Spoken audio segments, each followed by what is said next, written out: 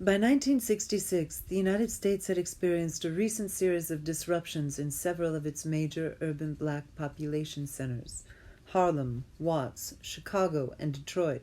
Numerous organizations and leaders representing groups of black people, SCLC, Martin Luther King Jr., the Black Muslims, Elijah Muhammad and Malcolm X, CORE, James Farmer, NAACP, Roy Wilkins, had repeatedly articulated the causes of these riots or urban rebellions: high unemployment, bad housing, police brutality, poor health care, and inferior educational opportunities.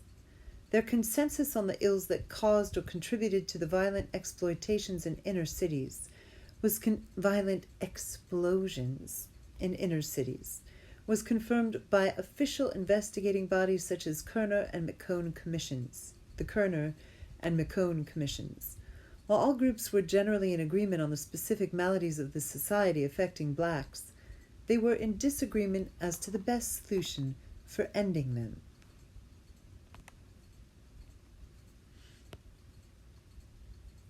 The black nationalists favored separatism, traditional liberals integration and the passage of new legal guarantees, and some of the more activist-oriented demanded revolution now.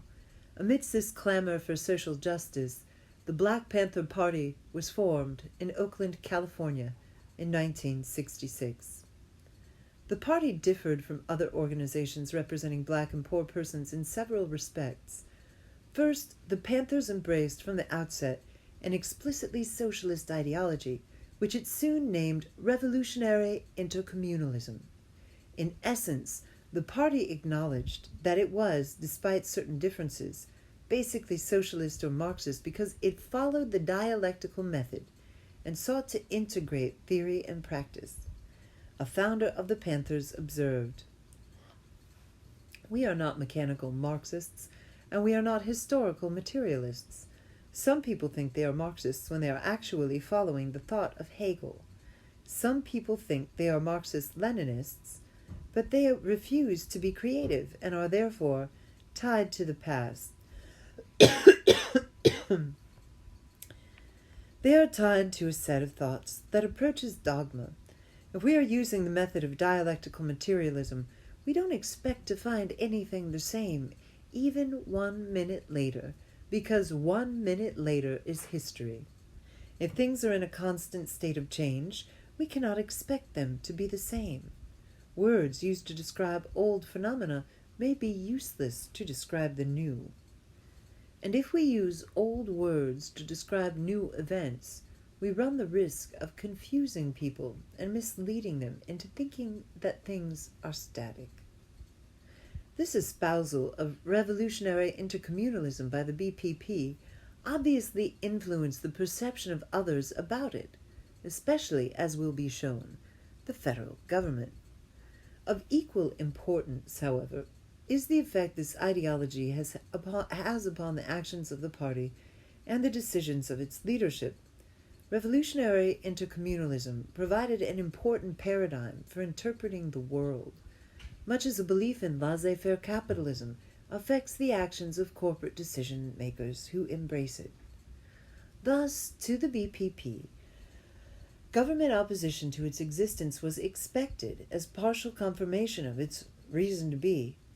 On a more personal level, the BPP leadership felt toward their ideology and its likely opponents that truth made you a traitor as often as it often does in a time of scoundrels. On a more personal level, the BPP leadership felt toward their ideology and its likely opponents that truth made you a traitor as it often does in a time of scoundrels.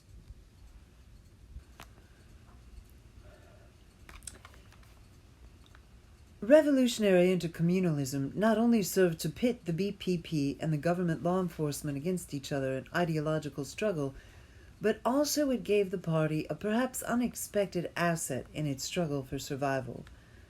The popular conception of ideology, especially one embracing terminology that seems foreign to traditional democratic politics, is that it is rigid and doctrinaire. Yet to the BPP leadership, its ideology, despite the sound of dogma it may have conveyed to others, served it as a pragmatic methodology for interpreting events. A central tenet of revolutionary intercommunalism is in a constant state of transformation.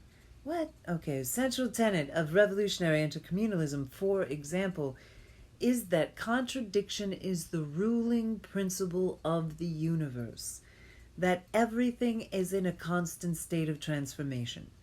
Recognition of these principles gave party leaders an ability to grow through self-criticism that many other radical political organizations seem to lack.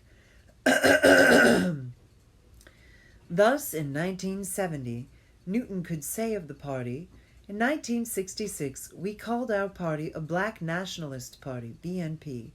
We called ourselves Black Nationalists because we thought that nationhood was the answer. Shortly after that, we decided that what was really needed was revolutionary nationalism, that is, nationalism plus socialism. After analyzing conditions a little more, we found that it was impractical and even contradictory. Therefore, we went to a higher level of consciousness. We saw that in order to be free, we had to crush the ruling class, and therefore we had to unite with the peoples of the world. So we called ourselves internationalists. We sought solidarity with what we thought were the nations of the world." But then what happened?